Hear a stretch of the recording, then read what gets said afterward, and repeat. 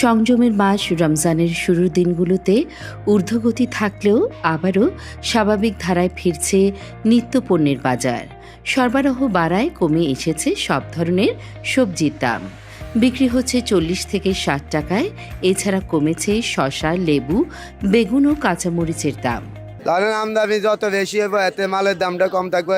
এতদিন আমদানি কম ছিল, দাম বেশি ছিল, এখন আমদানি বেশি, দাম কমতে আছে। কাস্টমাররা নিতেছে না, এক হইলো আবার আপনার পাইকারের দোকানে পড়ে রয়েছে লেবু, কিনতেছে না কেউ।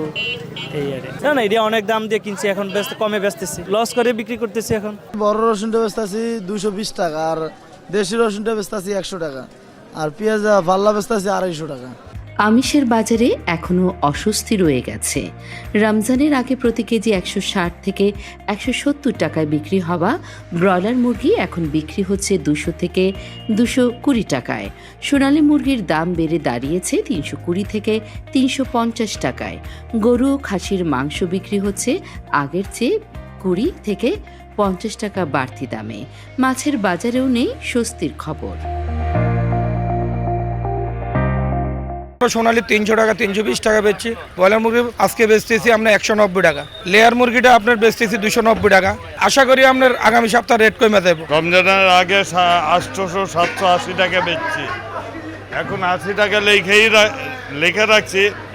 তো 80 টাকা 50 টাকা 60 টাকা অ্যাভারেজে মানে মানুষ দেখা বুঝা হই না দিয়ে দিচ্ছি। গরিব মানুষ যাইতেছে 700 টাকা কেজিও আমি দিয়ে দিতেছি, যেহেতু ওর খাবার রুহু করছে, তাকে খাওয়ানো দরকার। ক্লিন পাবেন, এই যে দেখেন গোশটা দেখেন, একবারে শুকনা গোশ পাবেন, আমার বাজারে আছে, আপনি যাচাই করে দেখেন, হাত দিলে হাত ভিজে দিব, আমার তা না।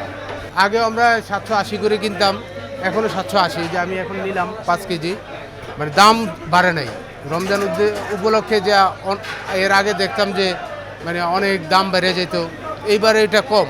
ফলের বাজারেও টের পাওয়া যাচ্ছে রমজানের আঁচ।